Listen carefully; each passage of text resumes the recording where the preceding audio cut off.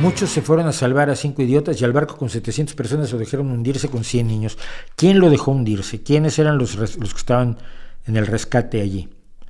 Porque si los que podían haber rescatado a los niños y no lo hicieron son los mismos que están rescatando al submarino, o eso crees, estás equivocadísimo. Quien dejó que se hundiera el barco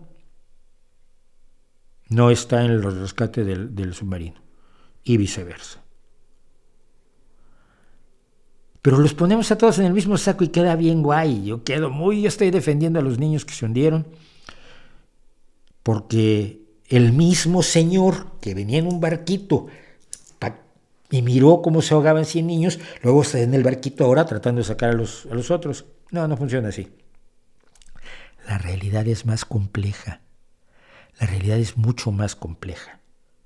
Y las simplificaciones suprarrenales y emocionales están muy bien para las telenovelas, pero no sirven para abordar los problemas reales que tenemos.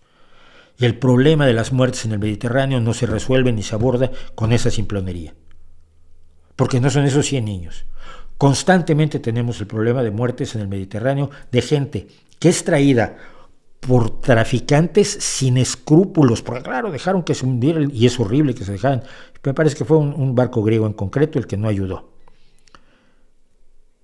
Y la culpa de los traficantes, y la culpa de los que en los países de estas personas han creado una situación tal que seas capaz de huir y jugarte la vida en un barquito porque no puedes vivir en esos países, y la culpa de los países opulentos que no han hecho lo suficiente para que esos países sean habitables también.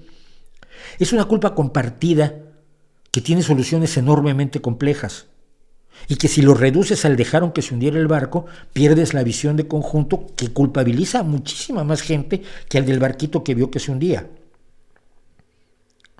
Y que probablemente tenía órdenes de arriba, que interpreta órdenes de arriba, y cuando vas hasta allá es cuando empiezas a ver las cosas como deben de verse.